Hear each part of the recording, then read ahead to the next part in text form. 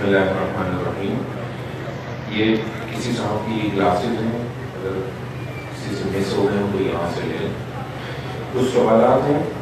ایک سوال تو یہ ہے کہ جی عورتیں عید صف میں جانے کے لیے دھکے دے کر اور نماز پڑھنے والوں سے آگے سے گزر جاتی ہیں، اس بارے میں کیا حکم ہے؟ تاکید فرما دیجیے. دیکھیں کہ یہ صحیح نہیں ہے کہ کسی کو دھکا دینا یا کسی کی جگہ پر چلے جانا، اور اگر کسی کے ساتھ ایسا ہو رہا ہے تو اس کو چاہیے کہ صبر کرے، جیسا کہ ہم قرآن کریم میں پڑھ کر آ رہے ہیں. کوئی نعمت مل جائے تو اس پہ اللہ کا شکر کریں، کوئی نعمت چھن جائے تو اس پہ صبر کریں. اگلا سوال ہے سورہ یاسین کو قرآن کا دل کیوں کہتے ہیں؟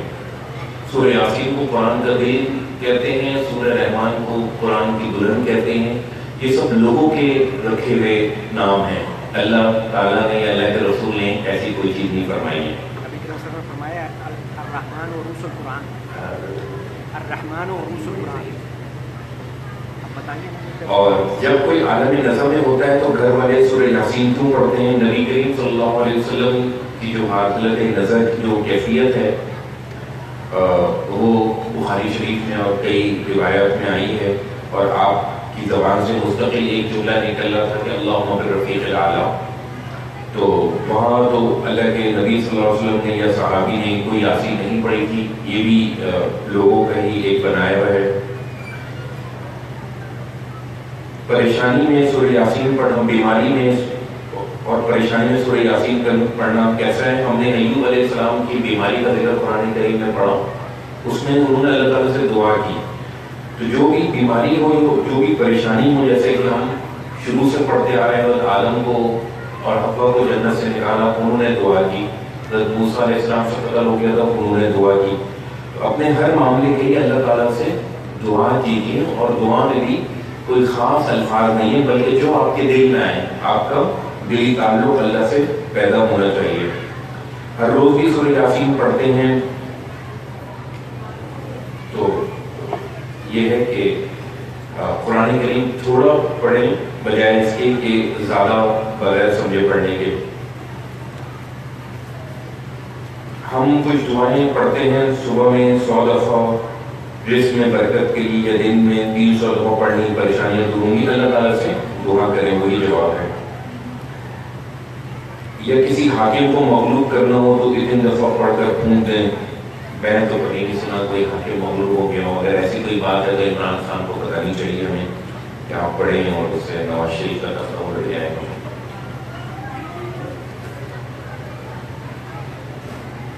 صلاۃ الحاجہ پڑھنا بالکل صحیح ہے. قرآن کریم میں ہم سورہ بقرہ میں بھی اور سورہ بقرہ میں 2 مرتبہ ہم نے پڑھا ہے کہ اللہ تعالیٰ نے ہمیں حکم دیا ہے کہ یا ایھا الذین آمنوا، کہ وہ لوگ جو ایمان لائے ہو اللہ سے مدد حاصل کرو، استعینوا بالصبر والصلاۃ، صبر کے ذریعے سے اور نماز کے ذریعے سے.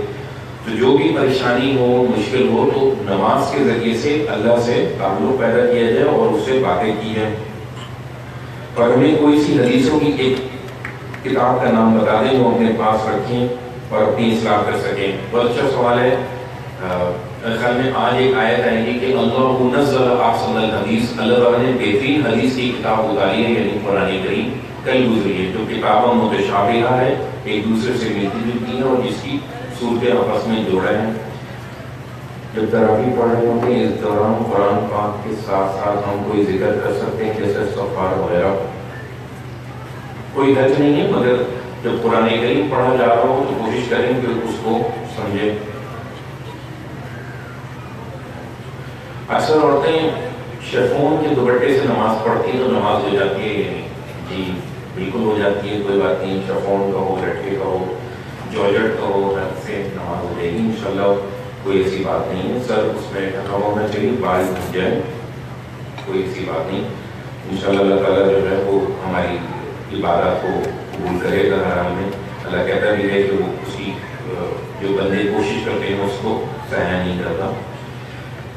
تو آ جائیں، یہاں آگا پارا ہو چکا ہے. بسم اللہ الرحمن الرحیم، نحمدہ ونصلی علی رسولہ الکریم. فرمایا کہ ہم نے جس طرح موسیٰ کی مدد کی، یقین رکھو کہ ہم اپنے رسولوں کی اور ان پر ایمان لانے والوں اور ان کے ساتھیوں کی اسی طرح دنیا کی زندگی میں بھی لازماً مدد کرتے ہیں، اور اس دن بھی کریں گے جب گواہ کھڑے ہوں گے، جس دن خدا کے شریک ٹھہرا کر اپنی جان پر ظلم کرنے والوں کو ان کی معذرت کچھ بھی نفع نہ دے گی، اور ان پر لعنت پڑے گی، اور ان کے لیے بہت برا ٹھکانہ ہوگا۔ یعنی اگر کسی نے معذرت کرنی ہے، اپنے گناہوں پر توبہ استغفار کرنی ہے، تو یہ دنیا ہے، آخرت اس کے لیے نہیں ہے۔ چنانچہ دیکھ سکتے ہو کہ فرعون غرقاب ہوا، اور ہم نے موسیٰ کو ہدایت عطا فرمائی اور عقل والوں کی رہنمائی اور یاد دہانی کے لیے بنی اسرائیل کو اپنی کتاب کا وارث بنا دیا تھا۔ اس لیے ثابت قدم رہو اے پیغمبر، یقیناً اللہ کا وعدہ برحق ہے، اور اپنے گناہوں کی معافی چاہتے رہو، اور صبح و شام اپنے رب کی حمد کے ساتھ اس کی تسبیح کرتے رہو۔ حقیقت یہ ہے کہ جو لوگ بغیر کسی سند کے جو ان کے پاس آئی ہو اللہ کی آیتوں میں جھگڑے نکال رہے ہیں، ان کے دلوں میں صرف برائی کی آویز سمائی ہے، جس کو وہ کبھی پانے والے نہیں ہیں۔ سو ان سے بے پرواہ ہو جاؤ اور اللہ کی پناہ مانگتے رہو، وہی در حقیقت سننے والا دیکھنے والا ہے۔ انہیں تعجب ہے کہ لوگ مرنے کے بعد کس طرح اٹھائے جائیں گے۔ واقعہ یہ ہے کہ زمین اور آسمانوں کو پیدا کرنا انسانوں کو پیدا کرنے سے زیادہ مشکل ہے، لیکن اکثر لوگ نہیں جانتے۔ ان کا خیال ہے کہ سب مٹی ہو جائیں گے، ہرگز نہیں۔ اندھا اور بینا برابر نہیں ہو سکتے، اور نہ ایمان والے اور نیکوکار اور برائی دور کرنے والے ہیں وہ برابر ہو سکتے ہیں۔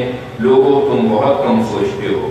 یہ بالکل قطعی ہے کہ قیامت آ کے رہے گی، اس میں کوئی شک نہیں، مگر اکثر لوگ مان نہیں رہے ہیں۔ اس کی وجہ اس کے سوا کچھ نہیں کہ بندگی سے گریزاں ہیں، اور تمہارا پروردگار کہہ چکا ہے کہ مجھے پکارو، میں تمہاری التجائیں قبول کروں گا، یعنی مجھ سے دعا مانگو، میں تمہاری دعائیں قبول کروں گا۔ یہ حقیقت ہے کہ جو لوگ غرور کے مارے میری بندگی سے سرکاری کرتے ہیں، وہ ذلیل ہو کر عنقریب جہنم میں داخل ہوں گے۔ یعنی اللہ تعالیٰ سے نہ مانگنا یہ ایک طرح کا غرور ہے، ہم اس کے آگے عاجز ہیں اور پست ہیں۔ لوگوں، اللہ ہی ہے جس نے رات کو تمہارے لیے تاریک بنایا تاکہ اس میں آرام کرو، اور دن کو روشن بنایا تاکہ اس میں کام کرو۔ حقیقت یہ ہے کہ اللہ لوگوں پر بڑا فضل فرمانے والا ہے، مگر اکثر لوگ شکر نہیں کرتے۔ یہی اللہ تمہارا پروردگار ہے، ہر چیز کا خالق، اس کے سوا کوئی معبود نہیں ہے، پھر کہاں سے اونھے ہو جاتے ہو۔ اسی طرح وہ لوگ بھی اونھے ہوتے رہے ہیں جو تم سے پہلے اللہ کی آیتوں کا انکار کرتے تھے۔ اللہ ہی ہے جس نے زمین کو تمہارے لیے مستقر اور آسمان کو چھت بنایا، اور تمہاری صورت گری کی تو تمہاری صورتیں نہایت عمدہ بنائی، اور تم کو باقی ہر چیزوں کا رزق عطا فرمایا۔ پچھلی صورت میں گزرا تھا کہ 3 اندھیروں میں اللہ تعالیٰ نے ہماری صورت بنائی، ماؤں کے رحموں کے اندر، پیٹ کا اندھیرا، رحم کا اندھیرا، اور اس جھلی کا اندھیرا جس کے اندر بچہ ہوتا ہے۔ اور یہاں پہ فرمایا کہ اس نے صورت گری کی تمہارے، اور بہت ہی عمدہ صورت گری کی۔ یہی اللہ تمہارا پروردگار ہے، سو بڑا ہی بابرکت ہے اللہ جہانوں کا پروردگار، وہی زندہ ہے، اس کے سوا کوئی معبود نہیں، لہذا اسی کو پکارو، اطاعت کو اس کے لیے خالص کر کے۔ شکر کا سزاوار اللہ ہی ہے، جہانوں کا پروردگار۔ ان سے کہہ دو اے پیغمبر کہ مجھے تو اس سے روک دیا گیا ہے کہ میں ان کی بندگی کروں جنہیں تم اللہ کے سوا پکارتے ہو۔ نہیں، میں ان کی بندگی نہیں کر سکتا جبکہ میرے پروردگار کی طرف سے میرے پاس کھلی دلیلیں آ چکی ہیں، اور مجھے ہدایت کی گئی ہے کہ میں اپنے آپ کو رب العالمین کے حوالے کر دوں۔ وہی ہے جس نے تم کو مٹی سے پیدا کیا، پھر نطفے سے، پھر خون کے لوتھڑے سے، پھر تم کو بچے کی صورت میں ماں کے پیٹ سے نکالتا ہے، پھر تم کو پروان چڑھاتا ہے کہ اپنی جوانی کو پہنچو، پھر تم کو مہلت دیتا ہے کہ بڑھاپے کو پہنچ جاؤ، اور تم میں سے کوئی اس سے پہلے ہی مر جاتا ہے، اور کسی کو وہ مہلت دے دیتا ہے کہ تم ایک مقرر مدت پوری کر لو، اور یہ سب اس لیے کہ تم حقائق کو سمجھو۔ یعنی یہ جو اللہ کی آیات ہیں اور یہ دنیا اور آخرت کی جو اسکیم ہے، اس کو سمجھنے کے لیے جو عمر ہے، اس کے اندر کئی مراحل آتے ہیں، تو یہ ایک بہت بڑی ایک عمر ہے جس میں تم ان چیزوں کو اور حقائق کو اور آخرت کی اسکیم کو سمجھ سکتے ہو۔ وہی ہے جو زندگی دیتا ہے اور موت بھی اس کے لیے یہ کچھ ہی مشکل نہیں۔ چنانچہ وہ جب کسی بات کا فیصلہ کر لیتا ہے تو اس کو صرف یہ کہتا ہے کہ ہو جا تو وہ ہو جاتی ہے۔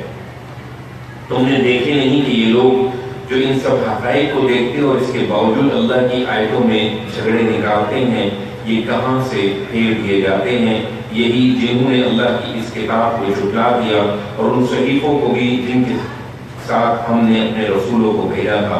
سو ہم قریب جان لیں گے جب ان کی گردنوں میں توق اور ان کے پاؤں میں زنجیریں ہوں گی، یہ کھولتے ہوئے پانی میں گھسیٹے جائیں گے، پھر آگ میں جھونک دیے جائیں گے، پھر ان سے پوچھا جائے گا کہاں ہیں وہ جنہیں تم اللہ کے مقابل میں شریک ٹھہراتے تھے؟ یہ کہیں گے وہ ہم سے کھو گئے، نہیں بلکہ ہم تو اس سے پہلے کسی چیز کو پوچھتے ہی نہیں رہے۔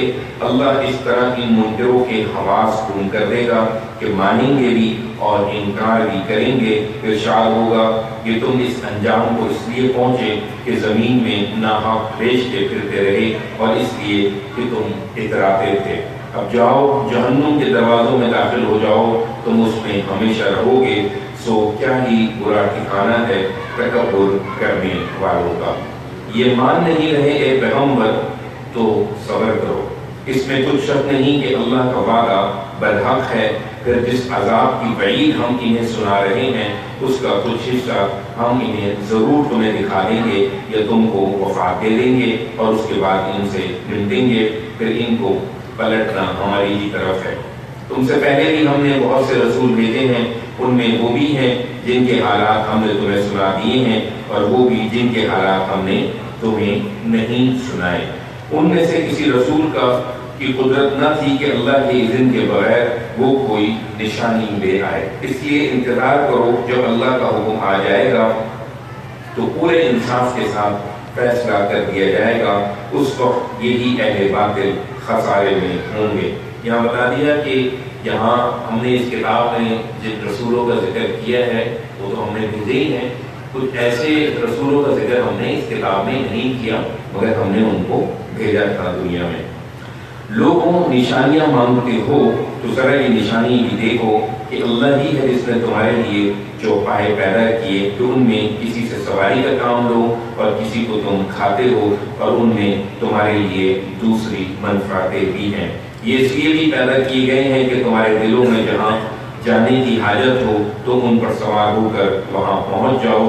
تم اگر غور کرو تو صحراؤں اور سمندروں میں تم ان پر اور کشتیوں پر لدے پھرتے ہو، وہ اپنی اور بھی نشانیاں تمہیں دکھاتا ہے، پھر تم اللہ کی کن کن نشانیوں کا انکار کرو گے؟ یہ مانتے نہیں تو کیا یہ اس ملک میں چلے پھرے نہیں کہ دیکھتے کہ ان لوگوں کا انجام کیا ہوا جو ان سے پہلے گزرے ہیں؟ وہ اپنی قوت کے لحاظ سے بھی اور زمین میں اپنے آثار کے لحاظ سے بھی ان سے زیادہ اور کہیں بڑھ چڑھ کر تھے، تو ان کو ان کی کمائی ان کے کچھ بھی کام نہ آئی۔ چنانچہ ان کے رسول جب ان کے پاس کھلی ہوئی دلیلیں لے کر آئے تو وہ اپنے اس علم پر نازاں رہے جو ان کے پاس تھا اور انہیں اس عذاب نے گھیر لیا جس کا وہ مذاق اڑاتے تھے۔ پھر جب انہوں نے ہمارا عذاب دیکھ لیا تو پکار اٹھے کہ ہم خدائے واحد پر ایمان لائے اور ہم ان سب چیزوں کا انکار کرتے ہیں جنہیں ہم خدا کے شریک ٹھہراتے تھے۔ پر جس وقت ہمارا عذاب دیکھ چکے تو ان کا یہ ایمان ان کے لیے کچھ بھی نافع نہ ہوا۔ یہی اللہ کی سنت ہے جو اس کے بندوں میں جاری رہی ہے، اور جو منکر تھے وہ اس وقت خسارے میں رہے۔ یعنی ایمان تو وہی معتبر ہے کہ جو بن دیکھے ہو، جو آیتوں کو سننے کے بعد ایمان لایا جائے وہی معتبر ہے۔ سورہ حامیم سجدہ، اس میں بھی توحید کا اثبات ہے کہ اللہ تعالیٰ اپنی نشانیوں کے ذریعے سے یہ ثابت کریں گے کہ اس پوری کائنات کو چلانے والا وہ ایک اللہ ہے اور اس کے ساتھ کوئی شریک نہیں ہے، اور ان ساری ذمہ داریوں میں وہ تھکتا بھی نہیں ہے۔ اللہ کے نام سے جو سراسر رحمت ہے، جس کی شفقت ابدی ہے، یہ سورہ حامیم ہے۔ یہ خدائے رحمان و رحیم کی تنزیل ہے۔ یہ ایسی کتاب ہے جس کی آیتوں کی تفصیل کی گئی ہے۔ یعنی کسی جگہ کوئی آیت اگر کہیں مبہم ہے تو اگلی جگہ اس کی تفصیل بیان کر دی گئی ہے، اور یہ اللہ نے خود رکھی ہے، اس کی یہ ابہام اور یہ اس کا حسن ہے. اور اللہ تعالیٰ یہ چاہتے بھی ہیں کہ اس کی کتاب کا جو مطالعہ کرتے ہیں لوگ اس پہ غور و فکر کریں اور اس میں ان کے اندر سوال پیدا ہوں اور پھر وہ جوابات اس میں ڈھونڈیں.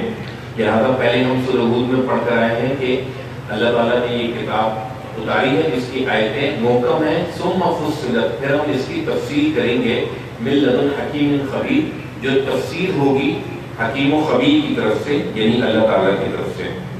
پھر اللہ تعالیٰ خود فرما رہے ہیں کہ یہ ایسی کتاب ہے جس کی آیتوں کی تفصیل کی گئی ہے عربی قرآن کی صورت میں ان لوگوں کے لیے جو جاننا چاہیں، بشارت دینے والی اور خبردار کرنے والی. ان پر افسوس کہ ان کی اکثریت نے مگر اس سے منہ موڑ لیا ہے، لہذا سن کر نہیں دے رہے ہیں اور بڑی رونق کے ساتھ کہتے ہیں کہ جس چیز کی طرف تم ہمیں بلا رہے ہو ہمارے دل اس سے پردوں میں ہیں اور جو کچھ ہمیں سنا رہے ہو ہمارے کان اس سے بہرے ہیں اور ہمارے اور تمہارے درمیان ایک حجاب حائل ہے.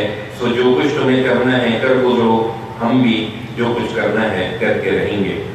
ان سے کہہ دو کہ مجھے کیا کرنا ہے کہ میں خدا نہیں ہوں کہ تم پر عذاب نازل کر دوں، میں بھی اسی طرح ایک انسان ہوں جیسے تم ہو.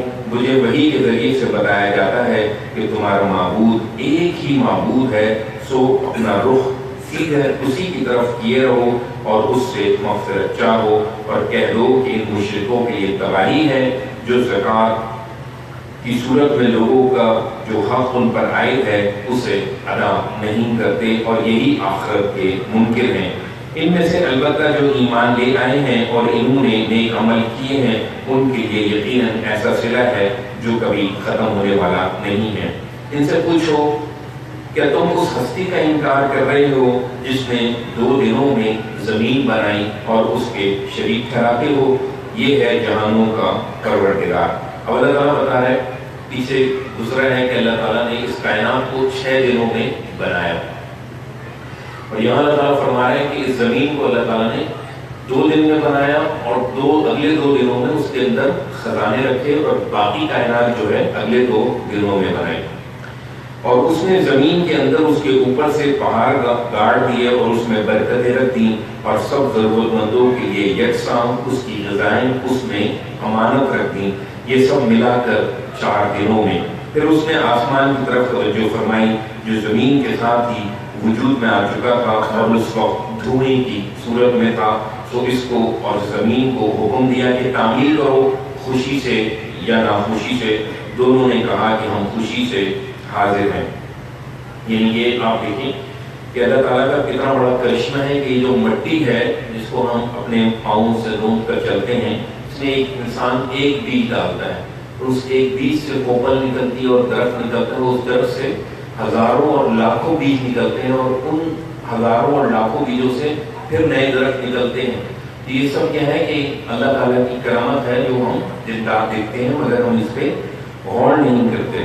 چنانچہ پہاڑوں کی چوٹیوں پر، زمین کی تہوں میں، سمندر کی تاریخوں میں جہاں کوئی بھی چھوٹی بڑی مخلوق ہے سب کو اللہ تعالیٰ اس سے رزق پہنچا رہا ہے اور اس کے گرد و پیش میں اس کا طبعی رزق جو ہے وہ موجود ہے. ایک بکری گھاس کھا کر زندہ رہتی ہے، اس کے لیے اللہ نے گھاس پیدا کر دی ہے. ایک شیر ہے گوشت سے زندہ رہتا ہے تو اللہ تعالیٰ نے اس کے لیے گوشت کا انتظام کیا اور اس کو گوشت کا شکار کرنے کے لیے ہتھیار بھی دیے.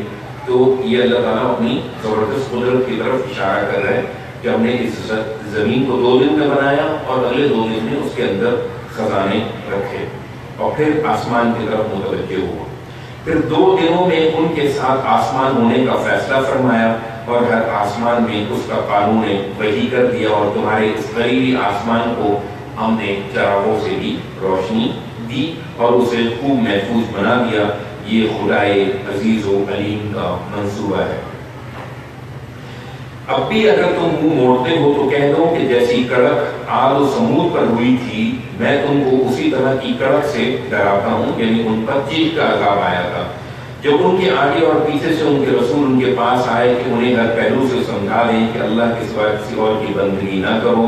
انہوں نے جواب دیا کہ اگر ہمارا رب چاہتا کہ کسی کو رسول بنا کر بھیجے تو فرشتے اتارتا، اس لیے کہ ہم تو اس پیغام کے منکر ہیں جس کے ساتھ تم بھیجے گئے ہو.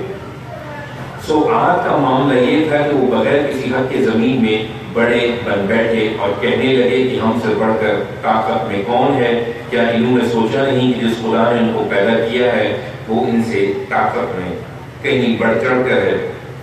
اس طرح بڑے بن بیٹھے اور ہماری آیتوں کا انکار کرتے رہے۔ یعنی ابھی پچھلی سورت کے آخر میں گزرا ہے کہ ان کو اپنے علم پر ناز تھا اور ہماری آیتوں کا انکار کیا۔ اب اسی کی بارے میں تفصیل ہو رہی ہے کہ وہ اپنی تعمیراتی علم میں بہت نادان تھے اور آیتوں کا انکار کر دیا اور بڑے بن بیٹھے، تکبر کیا۔ سو ہم نے نحوست کے چند دنوں میں ان پر سرما کی تن ہوا بھیج دی تاکہ ان کو اس دنیا کی زندگی میں رسوائی کا عذاب چکھائیں۔ یعنی ایک خاص قسم کی ہوا جو عرب کے مغربی ساحل میں چلا کرتی تھی یا صحراؤں میں چلا کرتی تھی، وہ ان پر بھیجی، اور آخرت کا عذاب تو اس سے کہیں زیادہ رسوا کر دینے والا ہوگا اور وہاں ان کو کوئی مدد بھی نہیں پہنچے گی۔ رہے سمود تو ہم نے ان کو بھی ہدایت کی راہ دکھائی، مگر انہوں نے ہدایت پر اندھا بن کر رہنے کو ترجیح دی، سو ان کے اعمال کی پاداش میں ان کو ذلت کے عذاب کی کڑک نے آ دبوچا، اور ہم نے ان کو بچا لیا جو ایمان لائے اور ہم سے ڈرنے والے تھے۔ یعنی جو ایمان لائے اور اللہ سے ڈرا، اللہ تعالیٰ اس کو دنیا میں بھی بچائے گا اور آخرت میں بھی بچائے گا۔ اور روزے کا مقصد بھی یہی ہے کہ ہمارے اندر جو ہے شعوری طور پر اللہ کا ڈر پیدا ہو۔ جیسے ہم روزے میں کانشیس ہوتے ہیں کہ وضو میں کلی کے دوران بھی کوشش کرتے ہیں کہ حلق کے قریب پانی نہ جائے، کہیں ایسا ہو کوئی قطرہ اندر چلا جائے۔ یہ ہے اللہ کا ڈر اور یہ ہے خوف اور اپنے روزے کو بچانے کی فکر۔ بالکل اسی طریقے سے اپنے آپ کو گناہوں کی یہ فکر اگلے 11 مہینے کی ہونی چاہیے، اور یہ اللہ نے ہمارے اندر پوٹینشیل رکھا ہے کہ ہم جب 15 گھنٹے یا 12 گھنٹے جائز چیزوں سے بچ سکتے ہیں تو اپنے آپ کو ساری زندگی ناجائز چیزوں سے بھی بچا سکتے ہیں۔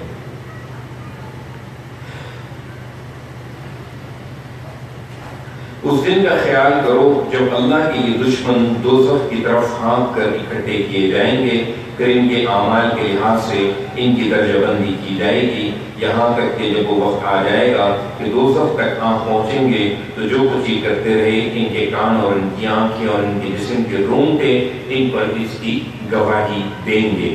یہ اپنے جسموں سے پوچھیں گے کہ تم نے ہمارے خلاف کیوں گواہی دی؟ وہ جواب دیں گے ہم کو اسی اللہ نے گویا کر دیا جس نے ہر چیز کو زبان دی ہے۔ اس طرح گواہی دیں گے اور لوگوں یہ بات بھی یاد رکھو کہ اس نے تم کو پہلی بار پیدا کیا تھا اور اب اسی کی طرف لوٹائے جا رہے ہو۔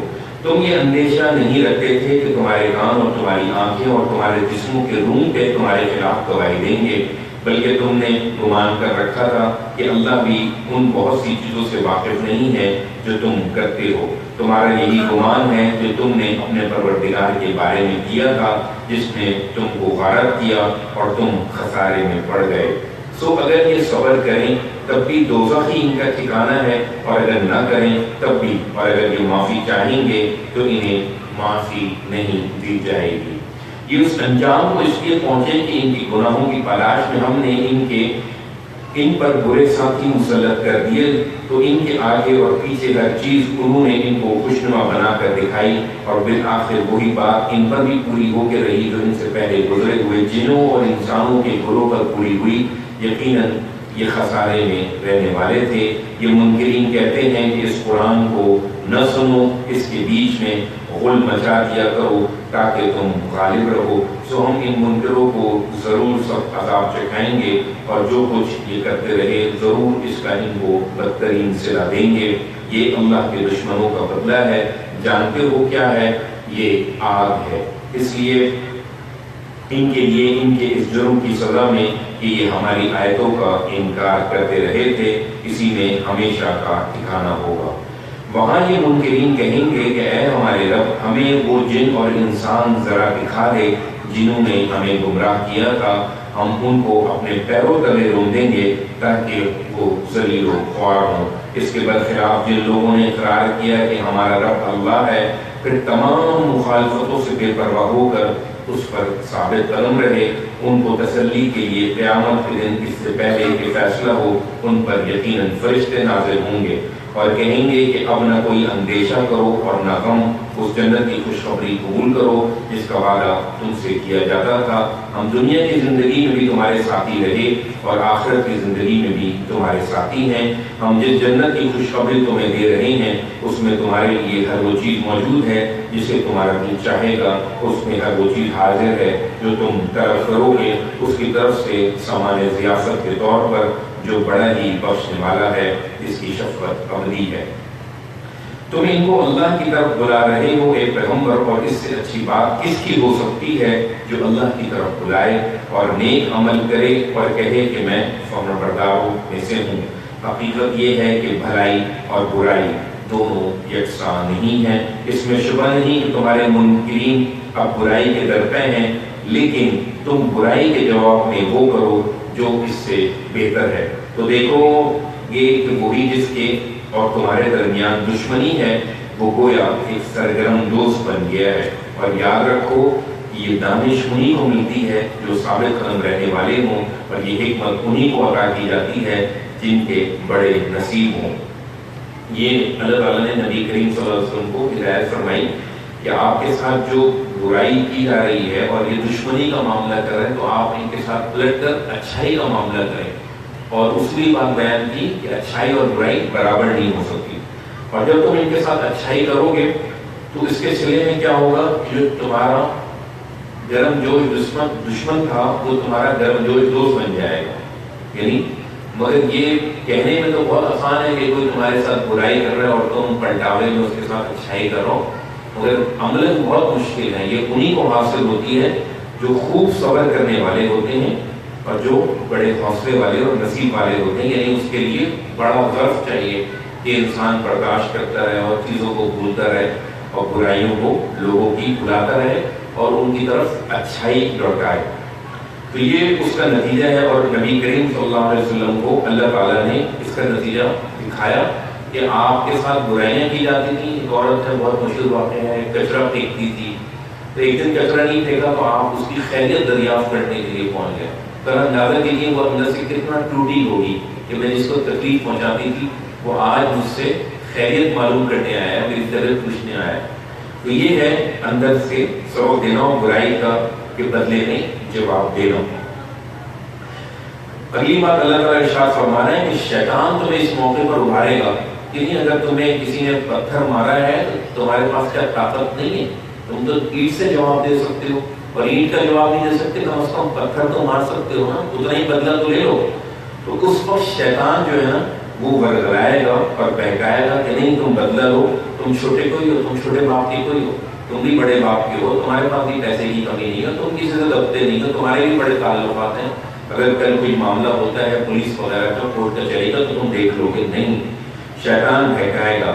اللہ فرما رہے اور اگر شیطان کی طرف سے کسی موقع پر تمہارے دل میں کوئی اکساہٹ پیدا ہو جائے تو اللہ کی پناہ ڈھونڈو.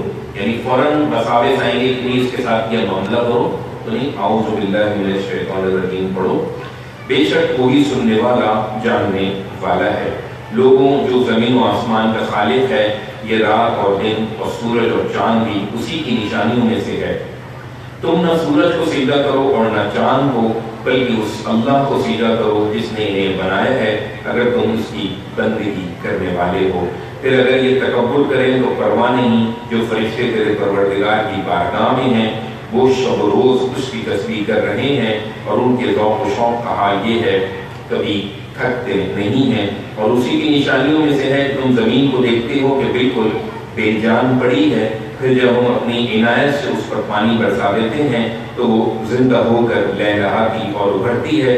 جس نے اس کو زندہ کیا یقیناً وہی مردوں کو بھی زندگی بخشنے والا ہے. اس میں کوئی شک نہیں کہ وہ ہر چیز پر قدرت رکھتا ہے. ہماری نشانیوں کے بارے میں جو لوگ کجروی اختیار کر رہے ہیں، یعنی ان سے اعراض کر رہے ہیں، وہ ہم سے چھپے ہوئے نہیں ہیں. سو فیصلہ کر لیں کہ آیا وہ شخص بہتر ہے جو آگ میں جھونکا جائے گا، یا وہ جو قیامت کے دن آئے گا اور اسے کسی بات کا کھٹکا نہ ہوگا. لوگوں تم چاہو سو کرو، اس میں کچھ شک نہیں کہ جو تم کر رہے ہو خدا اسے دیکھ رہا ہے. جن لوگوں نے خدا کی اس دہانی کا انکار کر دیا ہے جبکہ وہ ان کے پاس آ گئی ہے، انہوں نے اپنی شامت بلا لی ہے. حقیقت یہ ہے کہ یہ ایک بلند پایا کتاب ہے، اس میں نہ باطل اس کے آگے سے داخل ہو سکتا ہے اور نہ اس کے پیچھے سے۔ جیسے ہم نے شروع ہی پڑھا تھا کہ اس کتاب کو اللہ تعالیٰ نے نازل کیا ہے اور وہ اس کی مستقل نگرانی اور حفاظت کر رہا ہے۔ اب اللہ تعالیٰ دوسرے انداز میں بیان فرما رہے ہیں کہ اس ہماری آیتوں کے آگے سے نہ کوئی باطل آ سکتا ہے نہ کوئی پیچھے سے، یعنی ہم اس کی حفاظت ہر طرف سے کر رہے ہیں۔ یہ نہایت اہتمام کے ساتھ اس ہستی کی طرف سے اتاری گئی ہے جو سراسر رحمت ہے، جو سراسر حکمت ہے اور قابل حمد ہے۔ تم مطمئن رہو اے پیغمبر، تمہیں ان لوگوں کی طرف سے وہی باتیں کہی جا رہی ہیں جو تم سے پہلے رسولوں کو بھی کہی جا چکی ہیں، یعنی کوئی نئی بات منکروں کی طرف سے نہیں آ رہی۔ اس وقت انہیں ڈھیل دی گئی ہے لیکن یہ بے خوف نہ ہوں، واقعہ یہ ہے کہ تیرا پروردگار مغفرت والا، اس کے ساتھ بڑی دردناک سزا دینے والا بھی ہے۔ یعنی دونوں اللہ کی صفت منظور نظر رہنی چاہیے اور پیش نظر رہنی چاہیے کہ وہ مغفرت کرنے والا بھی ہے اور سزا دینے والا بھی ہے۔ لہٰذا صرف یہ نہ سوچ لینا کہ مغفرت کرنے والا ہے اور گناہ کیے چلے جاؤ، اور یہ بھی نہ سوچ لینا اس کی رحمت سے نا امید نہ ہو جانا کہ وہ سخت سزا دینے والا ہے۔ دونوں چیزوں کے درمیان رہنا۔ کہتے ہیں کہ یہ یاد دہانی پہلے کتابوں کی زبان میں کیوں نہیں اتاری گئی؟ ہم اگر اس قرآن کو عجمی قرآن بنا کر اتارتے تو اس وقت یہ اعتراض اٹھاتے کہ اس کی آیتیں خود ہماری زبان میں کھول کر بیان کیوں نہیں کی گئیں؟ کیا تعجب کی بات ہے کہ کلام عجمی اور مخاطب عربی، ان سے کہو کہ ایمان والوں کے لیے تو یہ ہدایت ہے اور دل کی بیماریوں کی شفا ہے۔ یعنی شفا جو ہے وہ دل کی بیماریوں کے لیے، اور دل کی بیماریاں کیا ہوتی ہیں؟ بغض، کینہ، حسد، غصہ، ان کا علاج ہے اس کے اندر۔ کیا تعجب کی بات ہے، رہے وہ لوگ جو ایمان نہیں لا رہے تو ان کے کانوں میں البتہ یہ گرانی ہے اور ان کے اوپر ایک حجاب بن گیا ہے۔ یہی ہے جو قیامت کے دن اب کسی دور کی جگہ سے پکارے جائیں گے اور کہتے ہیں کہ موسیٰ کی کتاب کے بعد اس نئی کتاب کی ضرورت کیوں پیش آئی؟ یقیناً ہم نے موسیٰ کو بھی کتاب عطا فرمائی تھی مگر اس میں اختلاف پیدا کر دیا گیا، اور تیرے پروردگار کی طرف سے اگر یہ بات پہلے طے نہ ہو چکی ہوتی تو خدا کی کتاب کے ساتھ اس ظلم کی پاداش میں ان کے درمیان فیصلہ کر دیا جاتا۔ حقیقت یہ ہے کہ یہ تو اب اس کی طرف سے ایسے شک میں پڑے ہوئے ہیں جو الجھن میں ڈال دینے والا ہے۔ اس سے نجات کے لیے یہ خدا کی یاد دہانی سے فائدہ اٹھائیں تو انہی کا بھلا ہے۔ اس لیے یاد رکھیں کہ جو نیک عمل کرے گا تو اپنے لیے کرے گا اور جو برائی کرے گا تو اس کا وبال اسی پر ہوگا، اور تیرا پروردگار اپنے بندوں پر ذرا بھی ظلم کرنے والا نہیں ہے۔ وآخر دعوانا الحمدللہ رب العالمین۔